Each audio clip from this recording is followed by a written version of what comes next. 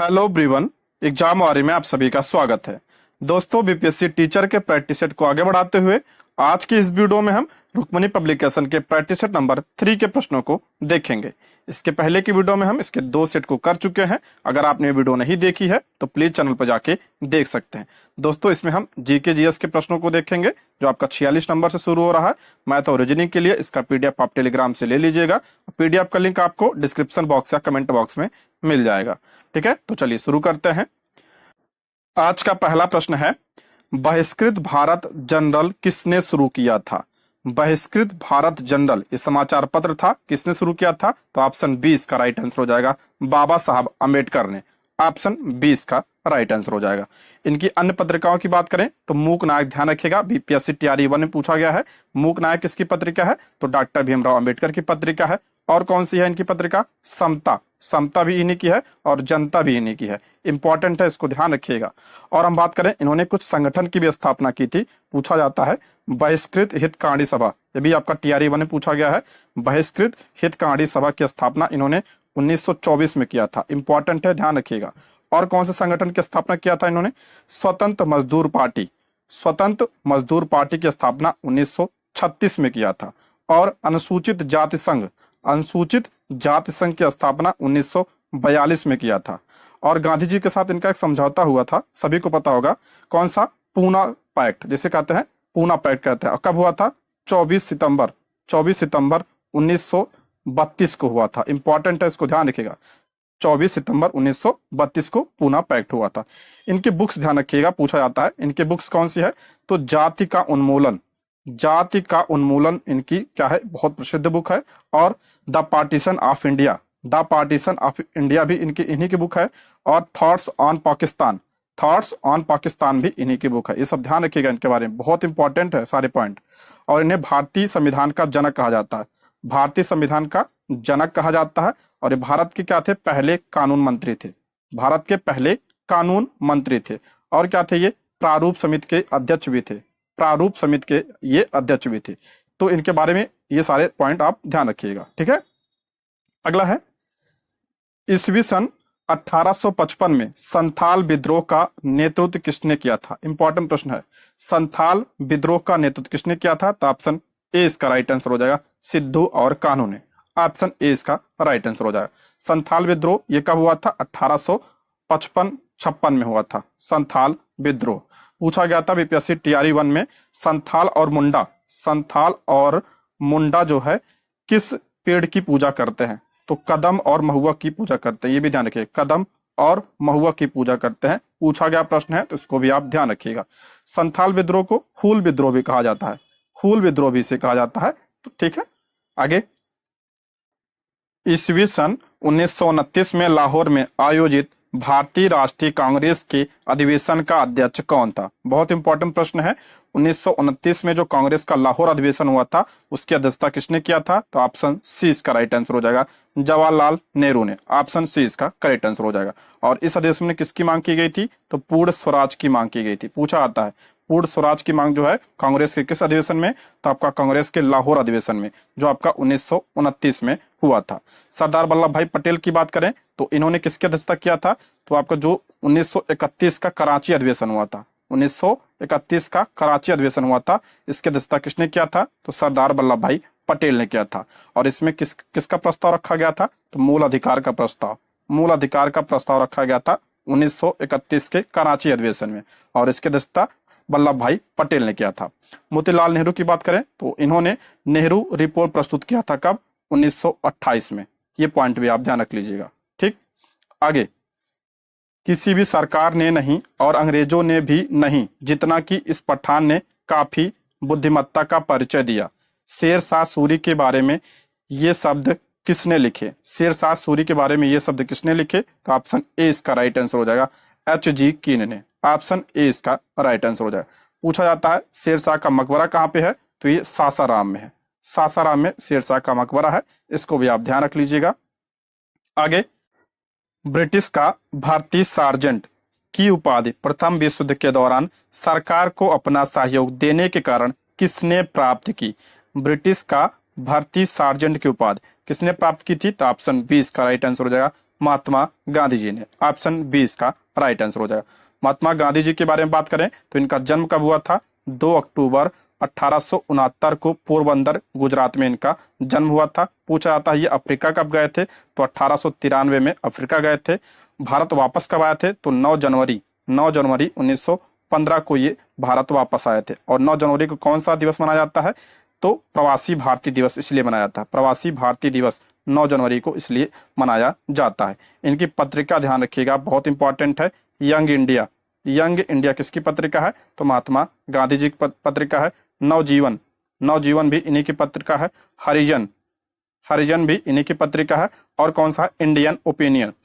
Young India, नवजीवन, हरिजन, Indian opinion, ये चारों पत्रिका आप ध्यान रखिएगा, महात्मा गांधी जी की है, पूछा जाता है। ठीक है, अगला प्रश्न है, प्रसिद्ध प्रसिद्ध इलाहाबाद प्रशस्ति का लेखक कौन था? प्रयाग प्रशस्ति पूछ रहा है, प्रयाग प्रशस्ति का लेखक कौन था? तो इसका राइट आंसर हो जाएगा ऑप्शन बी, हरिश्चंद्र। ऑप्शन क्या हो जाएगा? बी इसका राइट आंसर हो जाएगा। पूछा था हरिश्चंद्र जो है किसके दरबार में था? तो समुद्रगुप्त, समुद्रगुप्त के दरबारी कवि थे हरिश्चंद्र। ठीक है, ऑप्शन बी इसका राइट आंसर हो जाएगा। कालिदास की बात करते हैं तो ये किनके दरबार में थे? तो चंद्रगुप्त विक्रमादित्य, चंद्रगुप्त विक्रमादित्य के नवरत्न में से एक थे कालिदास। रवि कीर्ति की बात करें तो ये आपका चालुक्य राजा पुलकेशिन द्वितीय के दरबार में थे, पुलकेशिन द्वितीय के दरबार में थे रवि कीर्ति। सारे पॉइंट ध्यान रखिएगा। आगे, इनमें से कौन 1917 के चंपारण किसान आंदोलन से प्रत्यक्ष रूप से संबंधित नहीं थे? 1917 के चंपारण किसान आंदोलन से पूछ रहा है कौन प्रत्यक्ष रूप से संबंधित नहीं थे? तो ऑप्शन बी, गौरी शंकर मिश्रा जो है संबंधित नहीं थे। ऑप्शन बी इसका राइट आंसर हो जाएगा। ठीक है, चंपारण किसान आंदोलन कब हुआ था? 1917 में हुआ था। ठीक है, किसने किया था? तो महात्मा गांधी ने। ठीक है, महात्मा गांधी जी ने किया था। पूछा था महात्मा गांधी जी यहाँ पे किसके बुलावे पर गए थे? तो राजकुमार शुक्ल के बुलावे पर गए थे, राजकुमार शुक्ल के बुलावे पे गए थे। कई बार प्रश्न बना है तो ध्यान रखिएगा। और इसमें जो है इनके सहयोगी कौन कौन थे? तो महादेव देसाई, डॉक्टर राजेंद्र प्रसाद, जेबी कृपलानी का नाम ध्यान रखिएगा, जेबी कृपलानी, और नरहर पारेख का नाम भी आप ध्यान रखिएगा। ठीक, आगे बढ़ते हैं। किस सूफी संप्रदाय से सूफी संत सरफुद्दीन यहिया मनेरी जुड़े थे? किस सूफी संप्रदाय से सूफी संत सरफुद्दीन यहिया मनेरी जुड़े थे? तो इसका राइट आंसर हो जाएगा ऑप्शन सी, फिरदौसी संप्रदाय से। ऑप्शन सी इसका राइट आंसर हो जाएगा। फिरदौसी संप्रदाय की बात करें तो ये आपका जो आपका सुहारवर्दी सिलसिला था, सुहारवर्दी सिलसिला का क्या था? एक शाखा था जो आपका ये बिहार में प्रसिद्ध था। ठीक है, आगे बढ़ते हैं। भारत के किस नगर को मध्यकाल में सिराज ए मशरिक यानी पूरब का सिराज कहा जाता था? पूरब का सिराज किस शहर को, किस नगर को? इसका राइट आंसर हो जाएगा ऑप्शन बी, जौनपुर को कहा जाता था। ऑप्शन क्या हो जाएगा? बी इसका राइट आंसर हो जाएगा। जौनपुर की बात करें तो इसकी स्थापना किसने की थी? तो फिरोज शाह तुगलक ने इसकी स्थापना की थी, फिरोज शाह तुगलक ने।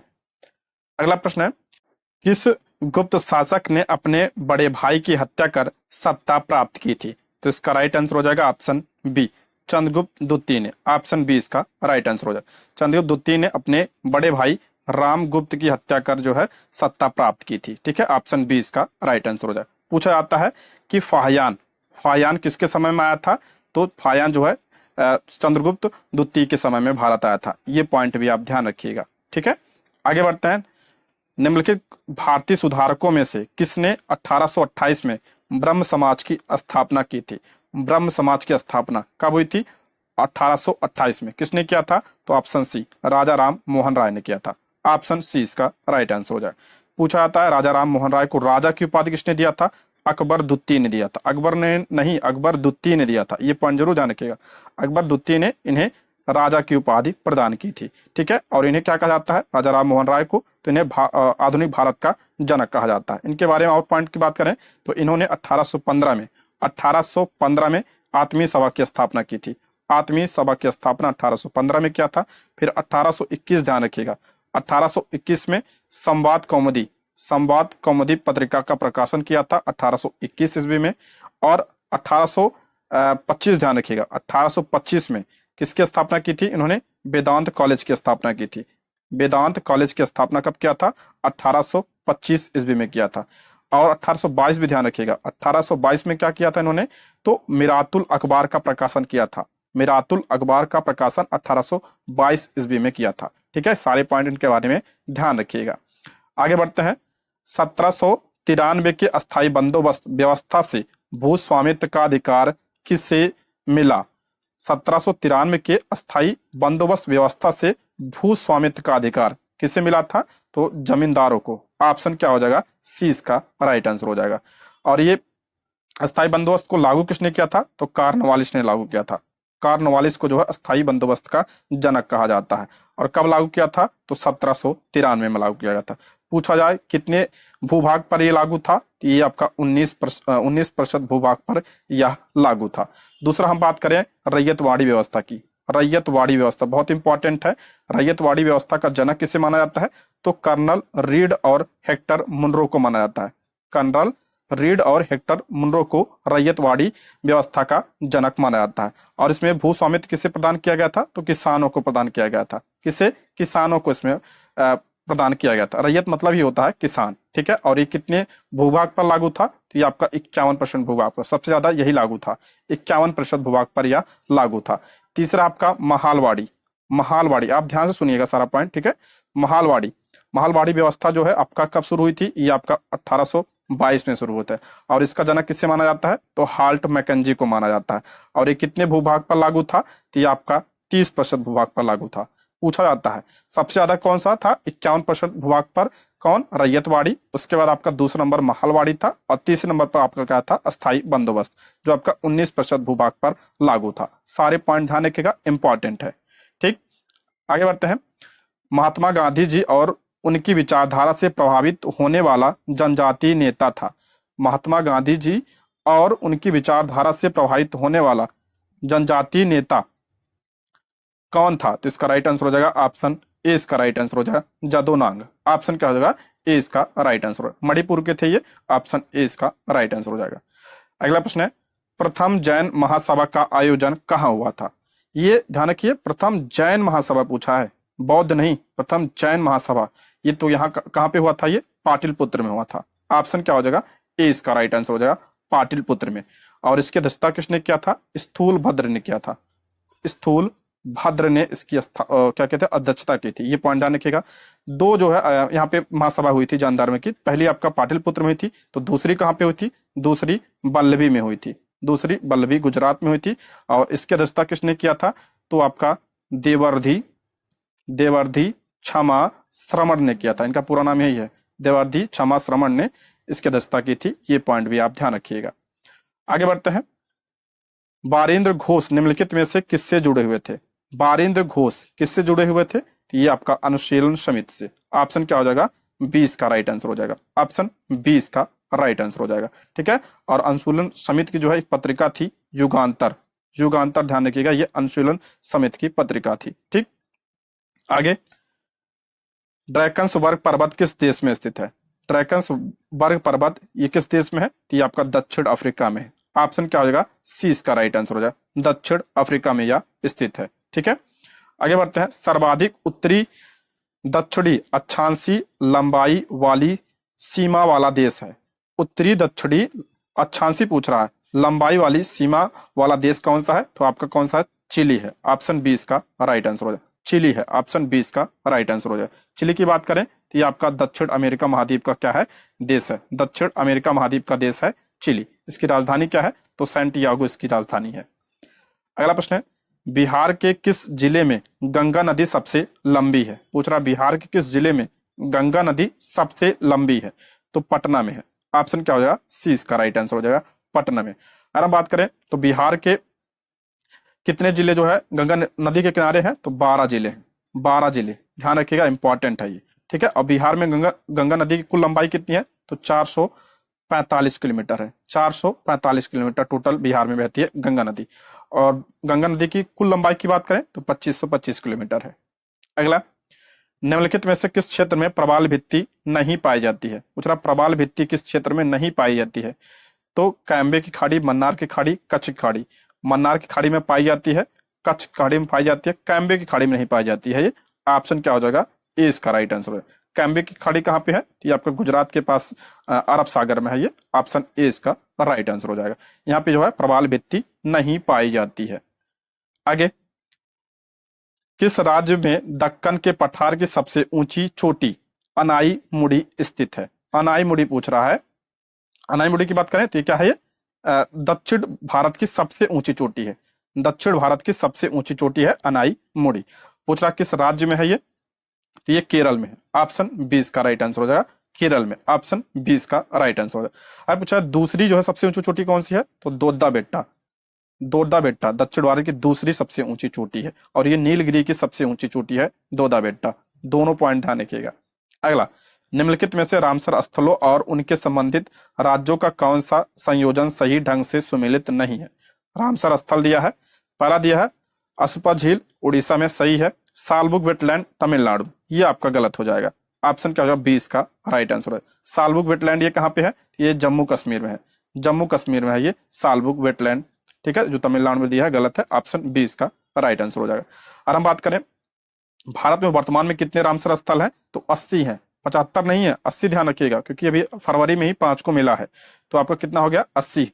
तो और हम बात करें आर्द्रभूमि दिवस कब मनाया जाता है? तो आर्द्रभूमि दिवस जो आपका 2 फरवरी को मनाया जाता है। 2 फरवरी को आर्द्रभूमि दिवस मनाया जाता है। अब बिहार में कितने रामसर साइट है? तो एक ध्यान रखिए, कांवर झील। कांवर झील बहुत इंपॉर्टेंट है। कांवर झील ये आपका कहाँ पे है? तो ये आपका बिहार में रामसर साइट है, ठीक है। कहाँ पे है ये? बेगूसराय में है। पूछा गया प्रश्न है, तो ध्यान रखिएगा। आगे बढ़ते हैं हम। येरला, वरना और डिंडी। येरला, वरना और डिंडी डैश नदी की सहायक नदियां हैं। किसकी सहायक नदी है ये? तो ये कृष्णा की सहायक नदी है। ऑप्शन ए इसका राइट आंसर हो जाएगा, ऑप्शन ए। और हम बात करें इसकी सहायक नदियों के बारे में, तो घाट प्रभा। घाट प्रभा भी इसकी सहायक नदी है। माल प्रभा भी इसकी सहायक नदी है। घाट प्रभा, माल प्रभा, कोयना बहुत इंपॉर्टेंट है, कोयना भी सहायक नदी है। तुंगभद्रा मोस्ट इंपॉर्टेंट है, तुंगभद्रा इसकी सबसे लंबी सहायक नदी है, तुंगभद्रा। उसके बाद भीमा भी इसी की सहायक नदी है।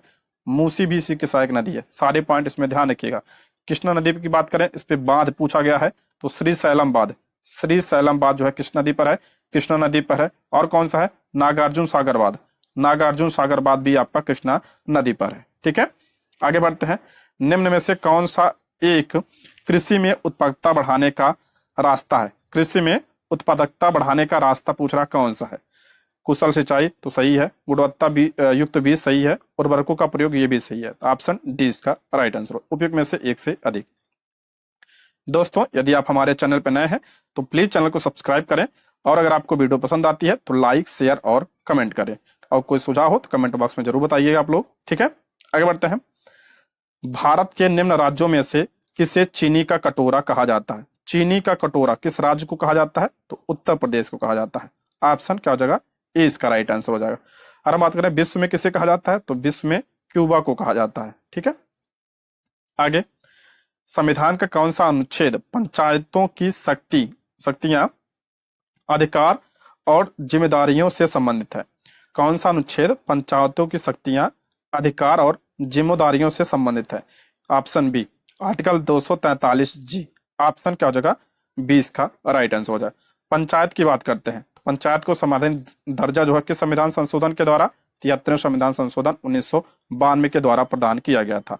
किस अनुसूची में शामिल किया गया था इसे? 11वीं अनुसूची में शामिल किया गया था। कितने विषय हैं इसमें? तो 29 विषय हैं, ठीक है, 29 विषय हैं। अब पूछा जाता है कि ये लागू कब हुआ था? ये आपका जो अधिनियम आया था लागू कब हुआ था? 24 अप्रैल 1993 को यह लागू हुआ था, इसलिए 24 अप्रैल को पंचायती राज दिवस के रूप में भी मनाया जाता है।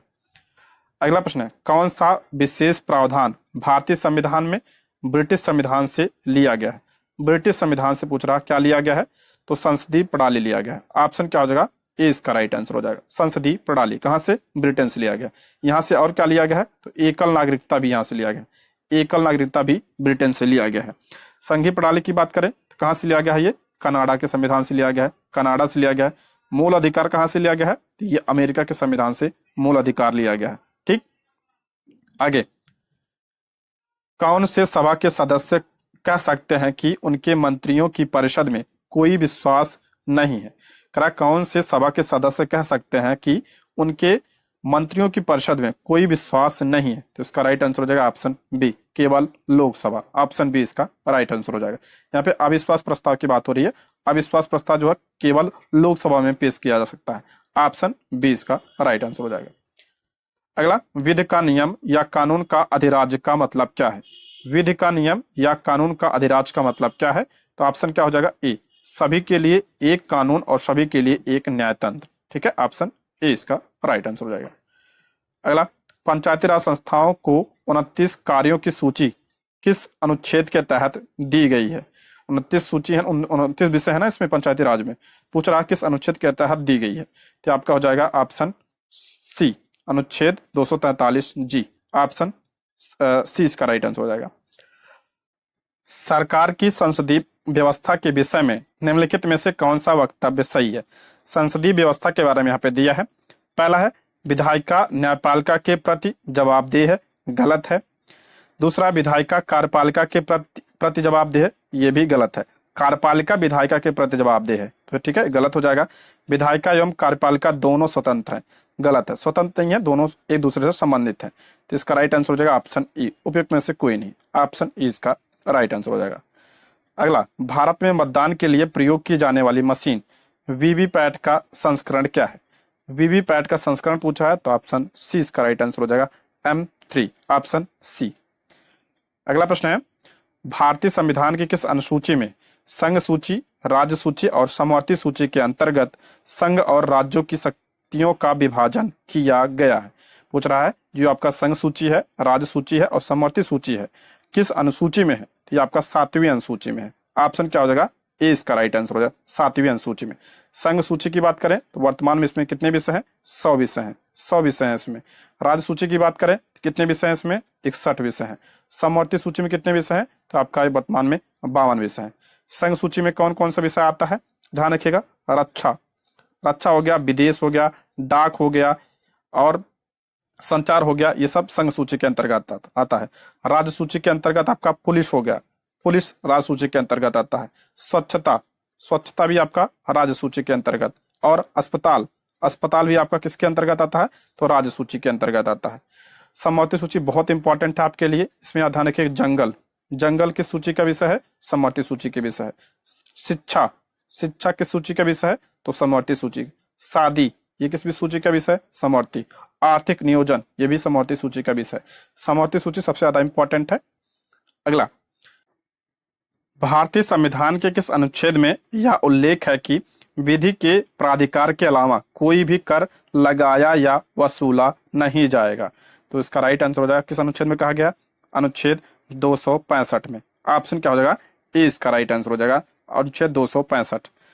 अगला प्रश्न है, पंचवर्षीय योजना के संबंध में निम्नलिखित में से कौन सा कथन सही है? पंचवर्षीय योजना के बारे में दिया है। पहला है, प्रथम पंचवर्षीय योजना हेरोल्ड डोमर मॉडल पर आधारित है, इतना तो सही है। और इस दौरान औद्योगिक विकास पर जोर दिया गया, ये गलत है। इस दौरान जो है कृषि विकास पर जोर दिया गया था, कृषि विकास पर जोर दिया गया था, तो ये गलत हो जाएगा। दूसरा है, गरीबी उन्मूलन का नारा 5वीं पंचवर्षीय योजना के दौरान दिया गया था, बिल्कुल करेक्ट है ये। तो इसमें राइट आंसर हो जाएगा ऑप्शन बी, केवल आपका क्या है? दूसरा सही है, ऑप्शन बी इसका राइट आंसर हो जाएगा। आगे बढ़ते हैं, भारतीय संविधान के निम्न में से किस अनुच्छेद के अनुसार राज्यसभा में धन विधेयक पेश नहीं किया जा सकता? मोस्ट इंपॉर्टेंट है, करा किस अनुच्छेद के अनुसार राज्यसभा में धन विधेयक पेश नहीं किया जा सकता है? तो ये आपका option B, article 109, option B इसका राइट आंसर हो जाएगा। अगर बात करें धन विधेयक की परिभाषा किस आर्टिकल में दिया है, तो आर्टिकल 110 में धन विधेयक की परिभाषा दी गई है। और धन विधेयक की बात करें तो इसे राष्ट्रपति के पूर्व अनुमति पर केवल लोकसभा में, केवल लोकसभा में इसे प्रस्तुत किया जाता है। ध्यान रखिएगा, केवल लोकसभा में इसे प्रस्तुत किया जाता है। और कोई विधेयक धन विधेयक होगा कि नहीं, इसका निर्णय कौन करता है?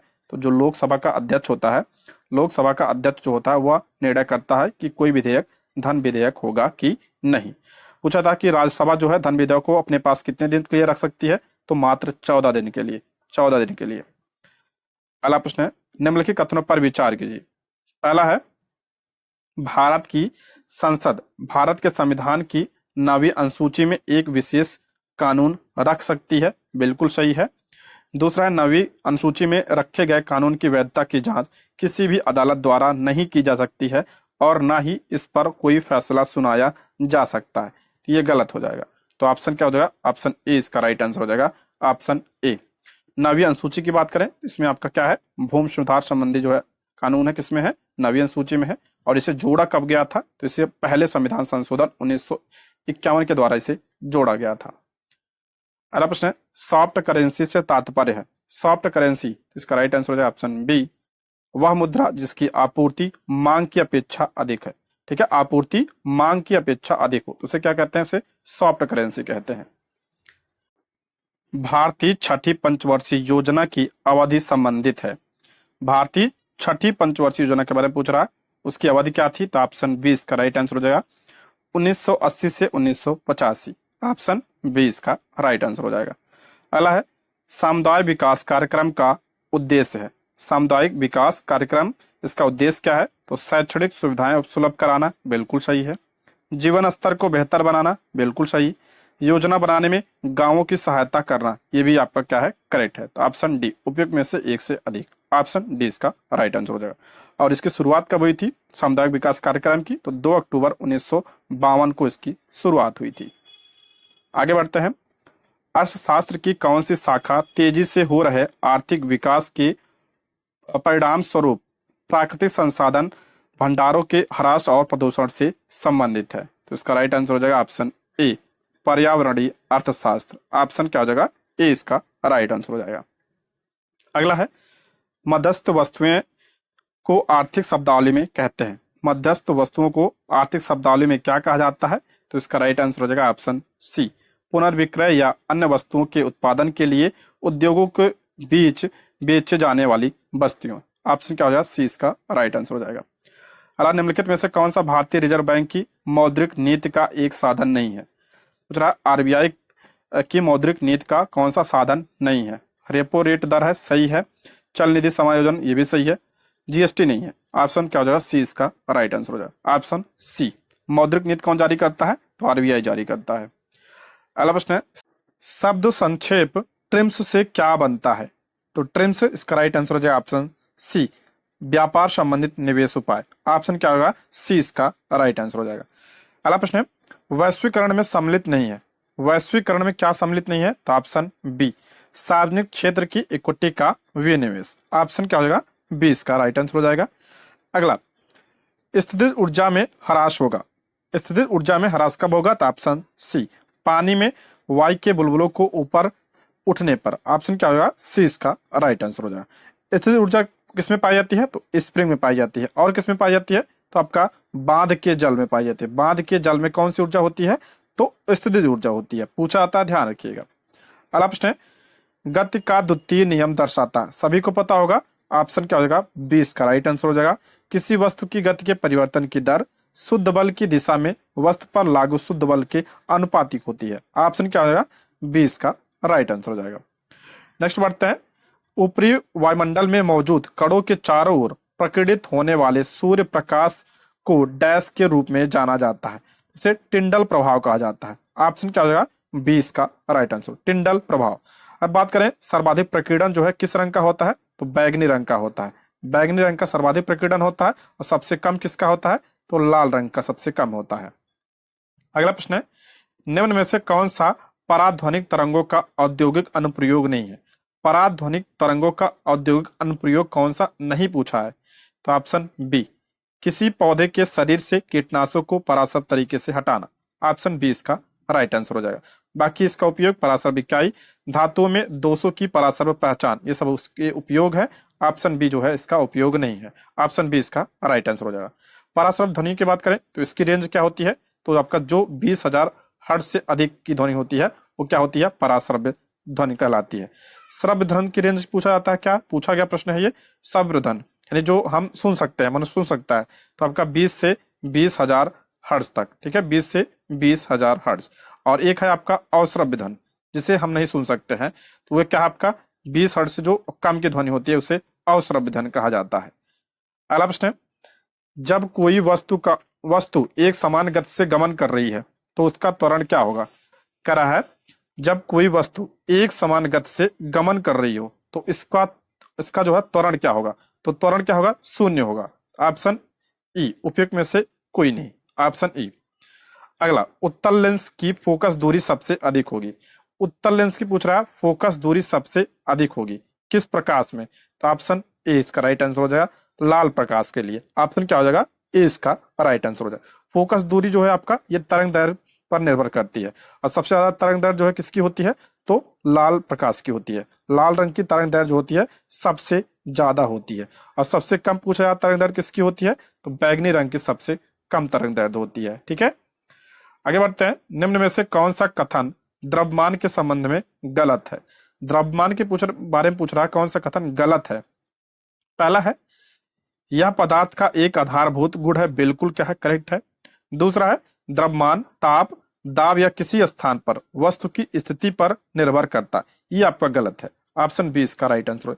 दाब, ये जो आपका द्रव्यमान होता है ये चेंज नहीं होता, भार चेंज होता है। ठीक है, तो इसका राइट आंसर हो जाएगा ऑप्शन बी। गलत ही पूछा था इसमें। अगला प्रश्न है बल युग्म का उदाहरण है। बल युग्म का ढक्कन खोलना, नल खोलना, गाड़ी की स्टीयरिंग घुमाना सभी है, ऑप्शन डी।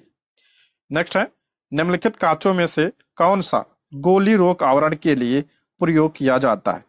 कौन से कांच का प्रयोग गोली रोक आवरण के लिए किया जाता है, तो आपका ऑप्शन बी प्रबलित कांच का, ऑप्शन बी।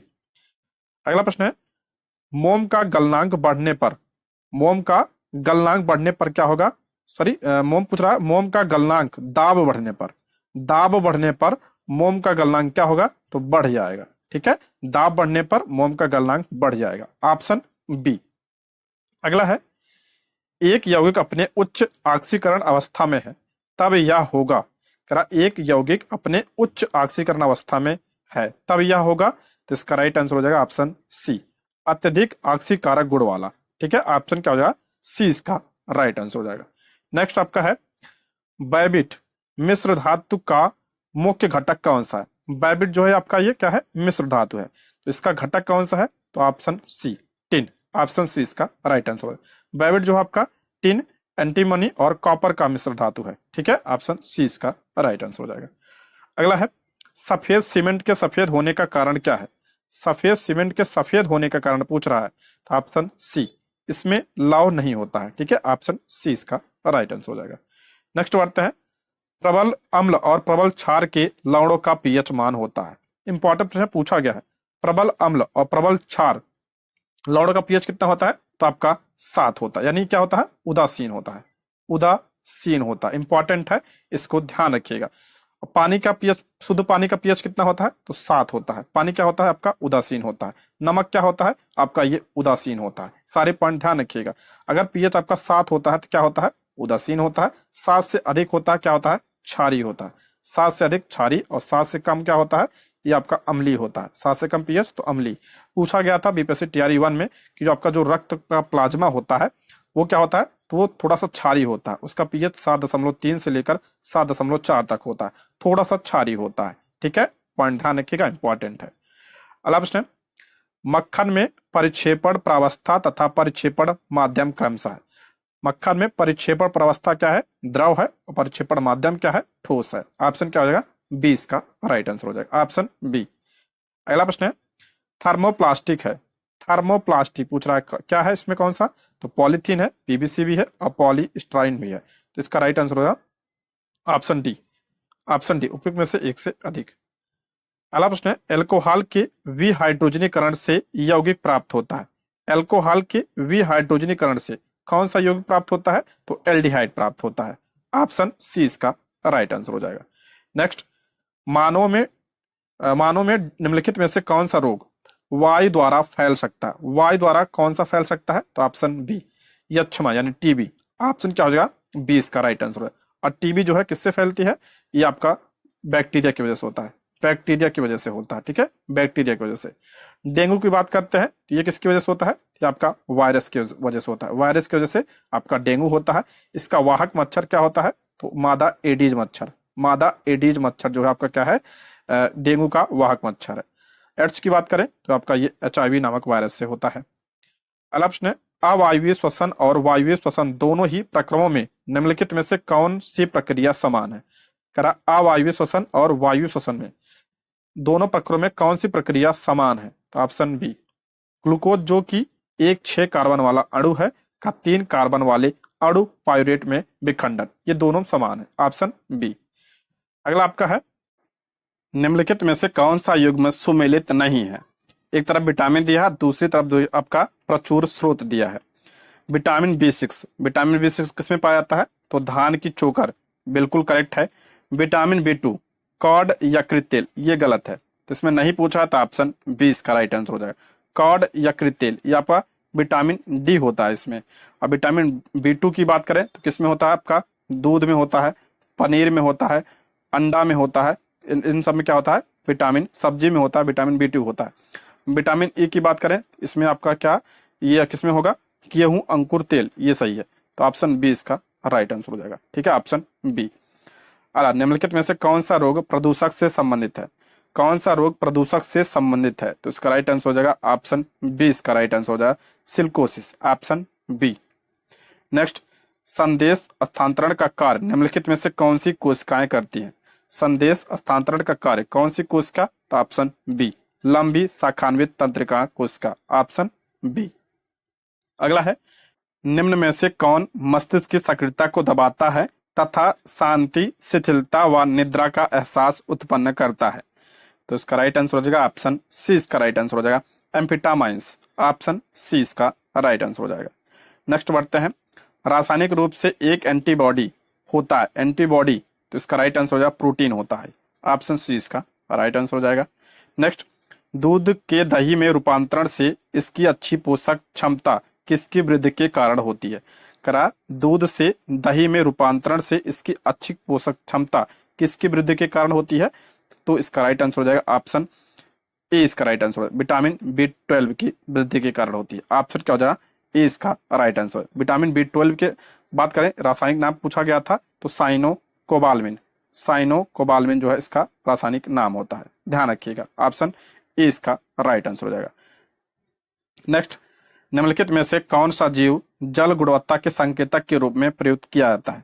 जल गुणवत्ता संकेतक के रूप में किसका प्रयोग किया जाता है? तो इसका राइट आंसर हो जाएगा ऑप्शन सी इसका राइट आंसर है, स्टेरिया का, ऑप्शन सी इसका राइट आंसर हो जाएगा।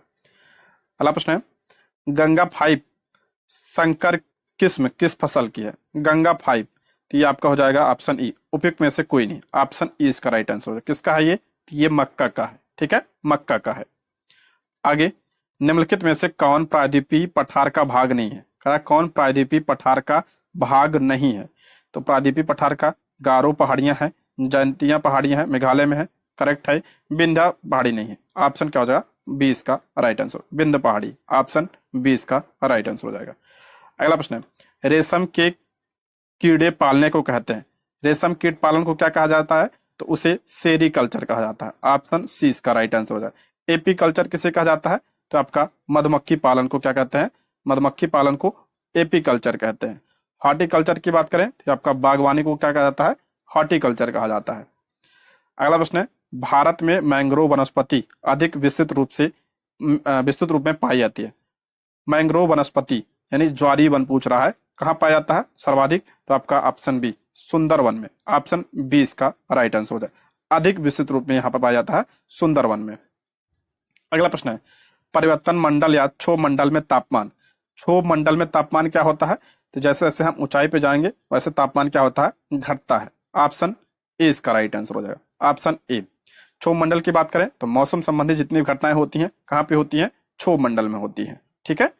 आगे बढ़ते हैं, ग्रीन हाउस गैस के मुख्य घटक होता है, ग्रीन हाउस गैस पूछा है तो कार्बन डाइऑक्साइड होता है, बिल्कुल सही है, मेथेन भी होता सही है, नाइट्रस ऑक्साइड भी होता सही है, तो ऑप्शन क्या हो जाएगा? डी, उपयुक्त में से एक से अधिक, ऑप्शन डी। अगला है, पुस्तक दी ऑरिजिन ऑफ स्पीसीज किसने लिखी है? पुस्तक दी ऑरिजिन ऑफ स्पीसीज किसका है? तो ऑप्शन सी, डार्विन की रचना है ये, ऑप्शन सी इसका राइट आंसर हो जाएगा। नेक्स्ट, शैवाल और कवक के मिलने से लाइकेन बनता है, जिससे कहते हैं शैवाल और कवक मिलने से लाइकेन बनता है, उसे क्या कहा जाता है? सहजीवी, ऑप्शन क्या हो जाएगा? बी इसका राइट आंसर हो जाएगा, ऑप्शन बी इसका राइट आंसर हो जाएगा। आगे बढ़ते हैं, विजय हजारे ट्रॉफी 2023 का विजेता कौन रहा? विजय हजारे ट्रॉफी 2023 का विजेता कौन? तो आपका हरियाणा, ऑप्शन सी इसका राइट आंसर हो जाएगा। विजय हजारे ट्रॉफी ये आपका किस खेल से संबंधित है? तो ये क्रिकेट से संबंधित है। आगे, हाल ही में निम्नलिखित में से किस मंत्रालय की झांकी ने गणतंत्र दिवस परेड 2024 में प्रथम पुरस्कार जीता? प्रथम पुरस्कार पूछ रहा किस मंत्रालय ने जीता है, ध्यान रखिएगा, तो ऑप्शन बी, संस्कृति मंत्रालय ने जीता, ऑप्शन बी। अगर राज्यों की बात करें तो राज्यों में कौन जीता है? तो आपका उड़ीसा राज्य जीता है। अगला है, एशियाई खेल 2023 में किस खेल में भारतीय खिलाड़ियों द्वारा सबसे अधिक स्वर्ण पदक जीते? एशियाई खेल 2023 में किस खेल में भारतीय खिलाड़ियों द्वारा सबसे अधिक स्वर्ण पदक जीते गए थे? तो आपका शूटिंग में जीते गए थे। किसमें? शूटिंग में। ऑप्शन क्या हो जाएगा? ए इसका राइट आंसर है। अगर पूछा है एशियाई खेल में टोटल कुल कितने पदक आए थे भारत के, तो 107 पदक आए थे, जिसमें आपका 28 स्वर्ण था, आपका 38 रजत था और 41 आपका कांस्य था। अगला प्रश्न है, हाल ही में G20 संगठन का 21वां सदस्य किसे बनाया गया? इंपॉर्टेंट प्रश्न है, किसे बनाया गया? तो अफ्रीकी संघ को बनाया गया। ऑप्शन क्या होगा? सी इसका राइट आंसर हो जाएगा, ऑप्शन सी। G20 का 2023 में बैठक कहां पे हुई थी? तो भारत में हुई थी, सभी को पता होगा भारत में हुई थी। 2024 में कहां पे होगा इसका सम्मेलन? तो 2024 में ब्राजील में होगा, ब्राजील में। अगला है, फरवरी 2024 में समान नागरिक संहिता लागू करने वाला कौन राज्य बना है? बहुत इंपॉर्टेंट है, फरवरी 2024 में समान नागरिक संहिता लागू करने वाला कौन सा राज्य है? तो आपका उत्तराखंड है। ऑप्शन क्या हो जाएगा? सी इसका राइट आंसर हो जाएगा। समान नागरिक संहिता ये किस आर्टिकल में है? तो आर्टिकल 44 में है, आर्टिकल 44 में। इसके पहले गोवा में लागू था ये, अब यहाँ पर उत्तराखंड में भी हो गया है। अगला है, वन नेशन वन इलेक्शन समिति के अध्यक्ष कौन है? वन नेशन वन इलेक्शन समिति के अध्यक्ष कौन है? तो आपका ऑप्शन ए रामनाथ कोविंद जी हैं, ऑप्शन ए। अगला है, हाल ही में चर्चा में रहे लूना 25 किस देश का चंद्र मिशन है? लूना 25 ये रूस का है, ऑप्शन सी। नेक्स्ट, पोलैंड का नया प्रधानमंत्री किसे चुना गया? पोलैंड का नया प्रधानमंत्री, इसका राइट आंसर हो जाएगा option C Donald Tusk, option C. Next, 2024 तक चंद्रमा पर पहली महिला और अगले पुरुष को उतारने के नासा कार्यक्रम का नाम निम्नलिखित में से कौन सा है? तो आर्टेमिस मिशन है, ऑप्शन बी। नेक्स्ट, महिला समानता दिवस कब मनाया जाता है? महिला समानता दिवस कब मनाया जाता है? 26 अगस्त को, ऑप्शन ए। अगला प्रश्न, 8 फरवरी 2024 को कृषि मंत्री मुंडा अर्जुन ने कौन सा पोर्टल लॉन्च किया है? तो कौन सा पोर्टल? तो आपका सारथी पोर्टल, ऑप्शन सी इसका राइट आंसर हो जाएगा। नेक्स्ट है आपका, भारत की पहली सोलर सिटी कहां बनाया गया? इंपॉर्टेंट है, भारत की पहली सोलर सिटी ये आपका कहां बनाया गया? तो सांची, ऑप्शन क्या हो जाएगा? 20 का right answer, Sanchi Madhya Pradesh, option 20 का राइट आंसर हो जाएगा। ठीक है दोस्तों, वीडियो कैसी लगी कमेंट बॉक्स में आप लोग जरूर बताइएगा। ये रहे आज के प्रश्न। Thank you for watching.